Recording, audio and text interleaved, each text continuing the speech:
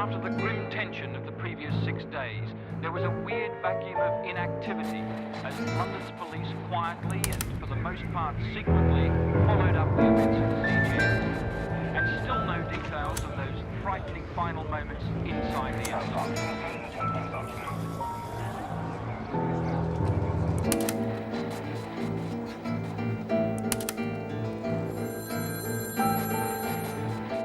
I got a quick call saying, go to Kensington, shots fired, don't know what's happening. Dramatic end of the 6-day siege. 19 hostages, including the 3 Britons, are safe.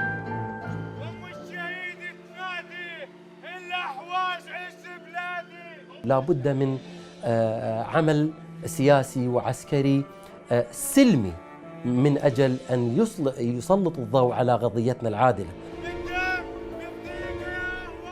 وصل الشبان ال6 إلى بريطانيا باستخدام جوازات سفر عراقية، واستأجروا شقة في غرب لندن، وأطلقوا على أنفسهم اسم الجبهة الديمقراطية الثورية لعربستان.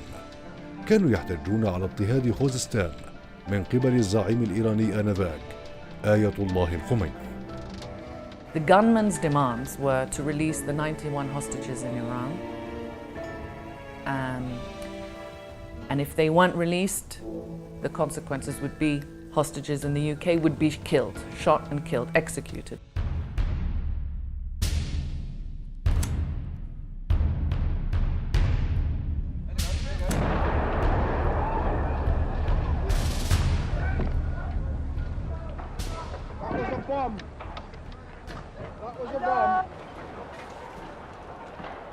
Obviously something had happened just in front of a building, big, tall, grand building. I had no idea what it was. Other press were arriving, and eventually the police moved us back, but we knew that there'd been a major incident. It's unusual to hear gunfire in that part of London at any time. And it took us quite a bit of time to establish first what the building was, the Iranian Embassy, and secondly that someone had gone in, or several people, and they were armed.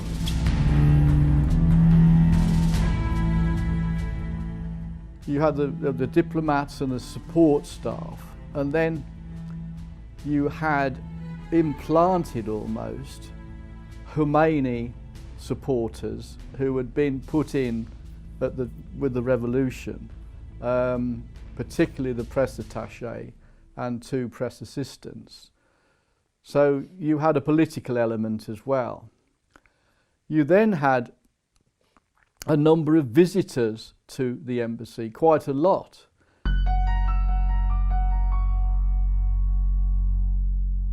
When my father was inside and he understood that this was a very dangerous situation, he managed to find a phone behind the gunman's back, and he was trying to call her at the house. She'd already left.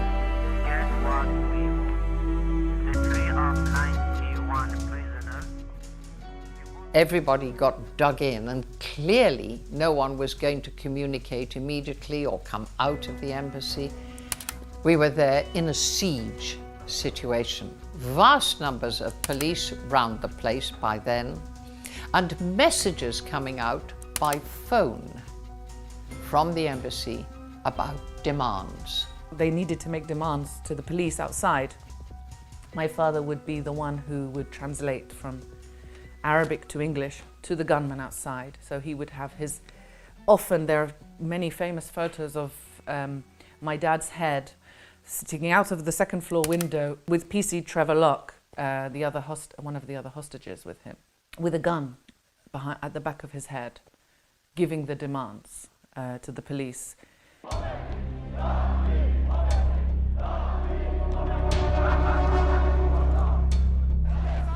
عندما التقيت وأيضا تكلمت مع الناجي الوحيد، قال إنه كانت أفكار موجودة لابد من قيام بحركة سياسية عسكرية تسلط الضوء على قضيتنا العادلة وتجلب أنظار المجتمع الدولي والرأي العام العالمي.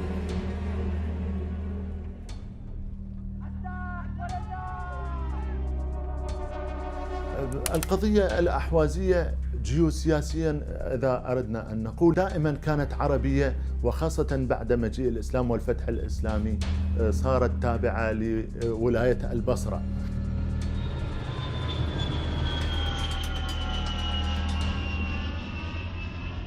فلهذا السبب شبابنا شباب الأحوازيين عندما وصلوا إلى بريطانيا واقتحموا واحتجزوا الرهائن، كانت رسالتهم واضحة ومطالبهم واضحة، أنهم يريدون أن يحترف إيران بوجود شعب عربي موجود في الأحواز. هذه وحدة، ويعلن النظام الإيراني أن يعطي شعبنا حقوقه وحرياته الأساسية والمنشودة. ثاني مطلبهم إطلاق سراح المحتغلين في سجون النظام الإيراني الذين محتغلين بدون تهمة ولا جرم، أو تقديمهم إلى محاكم عادلة وعلنية حتى يعرف، لأن هنالك تحطيم إعلامي وهنالك الكثير منهم من تم إعدامهم أو احتغالهم. After the grim tension of the previous 6 days, there was a weird vacuum of inactivity as London's police quietly... And by then we were joined by the most enormous crowd of international journalists. It was quite extraordinary. We had people there from Brazilian television. There were people, all the American networks were there, the French, the Europeans, some South American and Central American and Japanese television. And then, of course, there were far more newspapers then. Then there were the radio reporters. There were several hundred.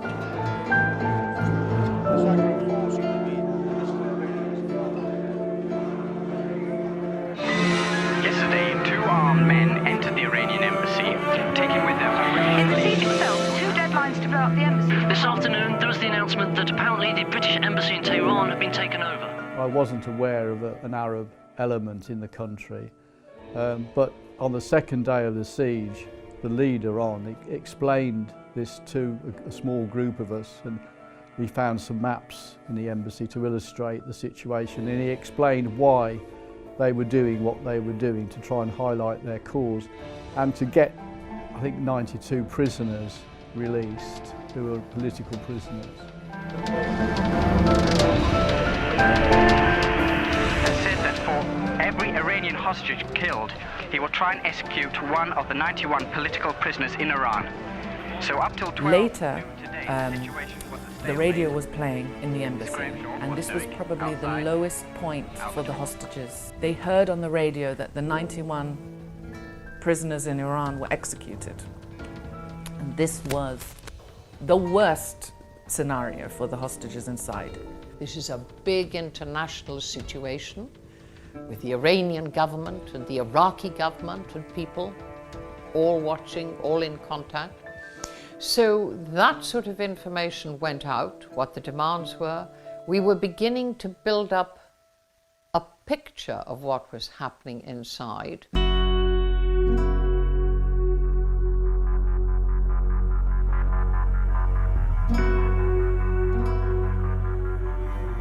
كان هناك قطب زادة اسمه رئيس الوزراء.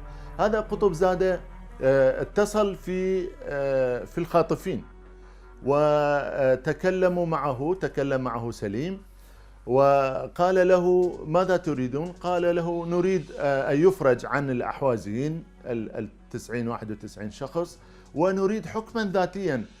قال له ابقوا في هذه الأوهام واقتلوا جميع الرهائن فسوف يكونون شهداء في سبيل الثورة الإيرانية. يعني هي إيران أصلا كانت تحرك الملف إلى نقطة أن يرتكب الخاطفون جريمة كبيرة وأن يقتلوا جميع ما في السفارة رهائن من إيرانيين وأجانب كي تعمل من نفسها ضحية. وهي كانت في ذاك الزمان قد يعني اجتاحت السفارة الأمريكية في طهران، فكانت تريد أن تظهر بصورة الضحية وبصورة أنها مسالمة.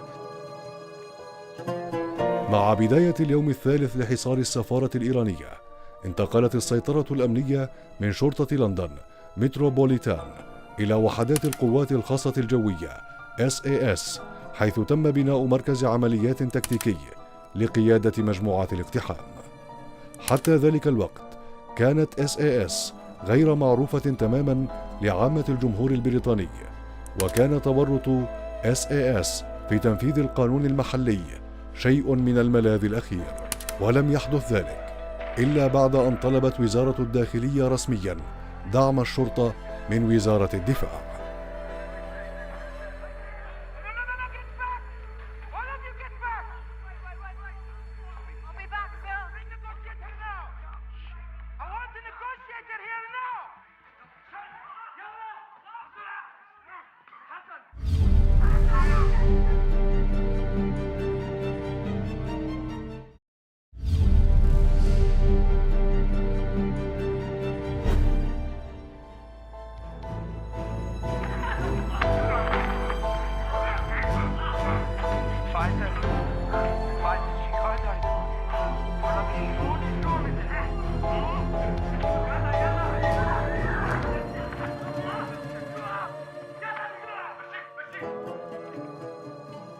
By the time it got to the 4th and 5th days, things could be heard by the police of shouting and screaming and threats to kill people.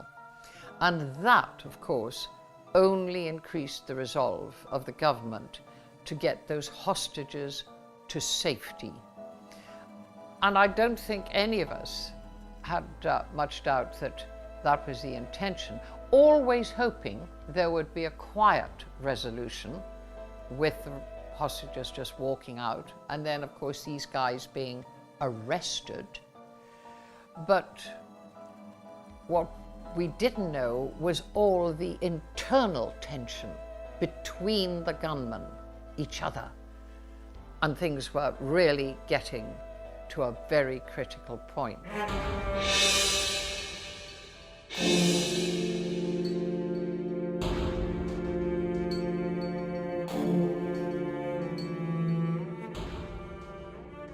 My father was getting really sick in this embassy, stress-related sickness, shaking, really bad stomach aches, cramps, sweating, shaking. I mean, it was obvious to the gunman that my dad needed medical attention.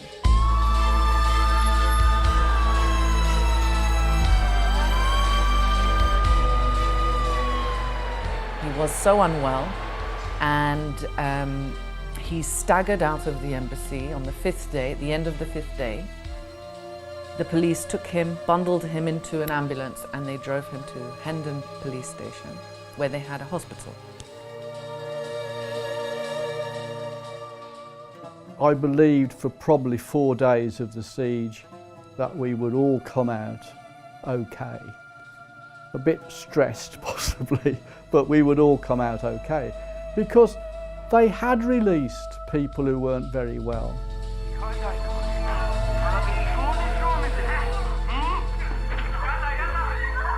أولاً عباس الغساني استفزازه كان أنه يقول لا يوجد شعب عربي في الأحواز، وأنا شهيد الخميني، وأنا شهيد الثورة الإسلامية، ولا يمكن لي أن أسمح لأي شخص أن يطلب من الشعب الإيراني والحكومة الإيرانية ماذا يريد.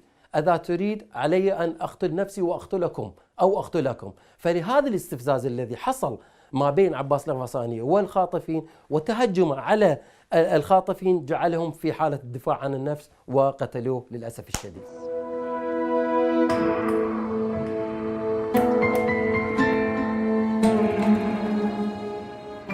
حقيقة الشباب الذين اقتحموا السفارة الإيرانية واحتجزوا الرهائن هم كانوا في عز شبابهم، هم في ربما العشرينيات من العمر، وأيضا من الطبقة المثقفة والأكاديمية من شعبنا الأحوازي، حيث بعدما حصلت المجزرة بحق الأحوازيين والمعروفة باسم الأربعاء السوداء وأعدم خلخالي والنظام الإيراني أكثر من 400 شهيد أحوازي بإعدامات ميدانية.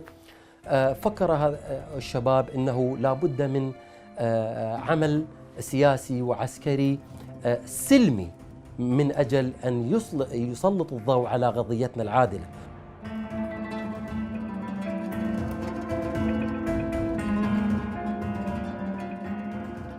جميع من كتب عن هذه القضية وصف الخاطفين بأنهم كانوا لطيفين مع الرهائن، ولم تظهر على وجوههم أنهم ينتمون إلى مافيات وإلى مجموعات تخريبية أو إرهابية كما تصفهم الدولة الفارسية، وهذا منطق لا يقبله الأحوازيون.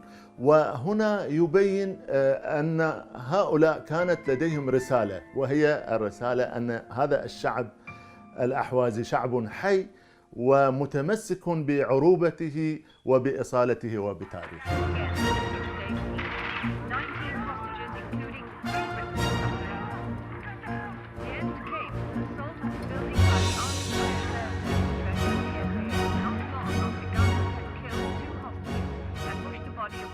There was not a lot of speculation, except in a very informal way, about what was going to happen. The assumption was, rightly, that the police would try everything to negotiate a peaceful end. And there was discussion about whether they would be allowed to leave the embassy, leave the country, if they didn't harm the hostages, etc., etc. And we gathered this day by day and broadcast on the 6 and 9 bulletins. A body was put on the stretcher and under cover from the marksman taken out towards an ambulance.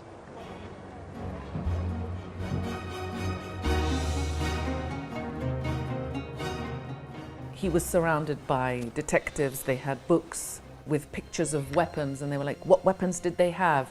How many of them are there? What do they look like? How are there any distinctive features on each of the gunmen? And there were all kinds of people there, including, I saw for a matter of 2 seconds, 2 men in army uniform. Ah, more than just the police.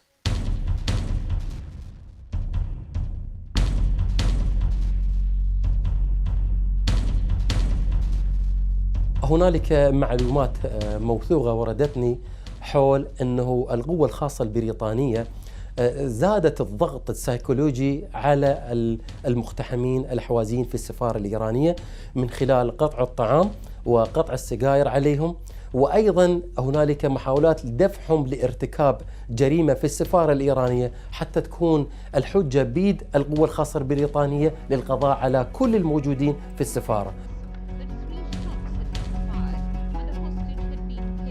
A matter of minutes later, things started to happen outside the embassy. There was a body came out.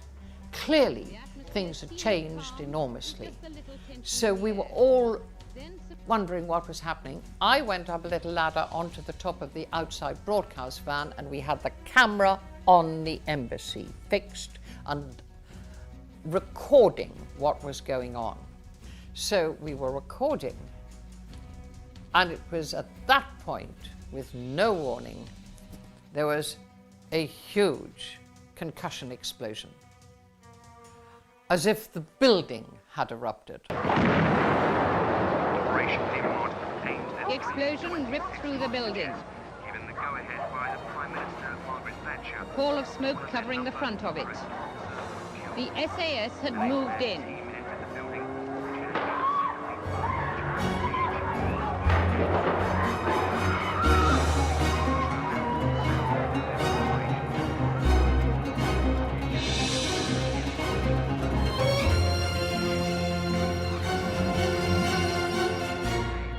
You have to remember that Mrs. Thatcher was our Prime Minister, a woman of firm and resolute determination, and a woman who took decisions, didn't shilly-shally about things. And her view was, no surrender. We must get these people out alive, that's it. and we do not concede anything if they may be harmed. And of course, what was building up was tension in the embassy, and there were problems that someone was already dead, so a crime had been committed. They're given a mission, and the mission was get all the hostages out alive and none of the terrorists. That was their mission. They didn't go in to arrest them.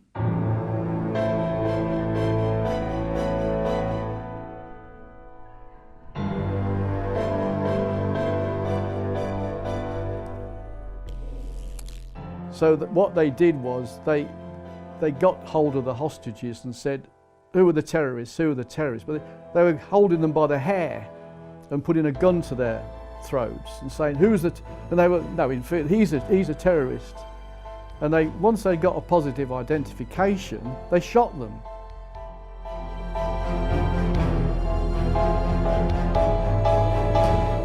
The youngest gunman was an 18, 19-year-old, befriended the ladies, I mean, all the hostages and the gunmen. And when they were asking them to stand up to shoot them, they made sure that he didn't stand up and they didn't point him out. For us, as journalists, it was extraordinary, in a way simplistic. Complicated situation, which we only know something about, extraordinary drama, amazing pictures. And then very shortly afterwards, pictures got from more cameras of people coming out of the embassy at the back. So we knew that people were coming out alive. And then a guy with a clipboard, tracksuit, came to me and he said, "You're Harris, you're Sim Harris, aren't you?" I said, "Yeah." He said, "Him over there, is he a terrorist or is he a hostage?" And it was Najad.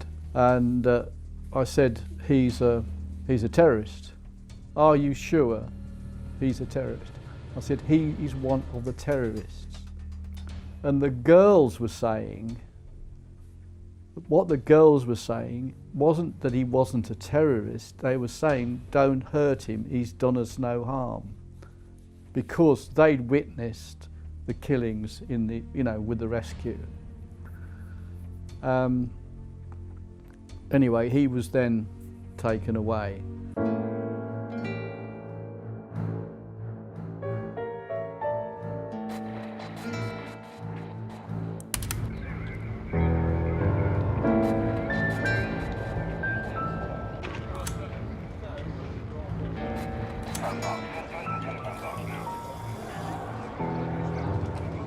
They didn't know any of them had thrown. I mean, there is a picture of a weapon coming out of a window, but it was complete chaos in there. It was complete panic. I felt, and the British police felt, and the British government and the SAS felt, it was a failure. The success would have been everybody coming out alive to normal British justice. That would have been the most satisfactory. I felt it was a failure. In a way, I felt I'd failed to negotiate what I was trying to negotiate, which was publicity for them. I thought that's what they really wanted, was publicity for their cause without any loss of life. And I think initially, that's what they hoped to achieve. Personally, I believe deep down that's what they wanted to achieve. I don't think they wanted to die. I don't think they were martyrs as such, myself. Meanwhile, people were still taking cover in the streets outside and no one was moving towards the building. The SAS were inside. تم كسر الحصار الذي استمر 6 أيام في أقل من 11 دقيقة، وقد احتدم الجدل حول أساليب SAS في التعامل مع المهاجمين العزل. لقد اعتبرت الحكومة البريطانية ذلك الحصار إرهابا دوليا، وأن الشبان نفذوا عملية ضد المصالح البريطانية، لذا كان على المملكة المتحدة الرد بكفاءة مميتة.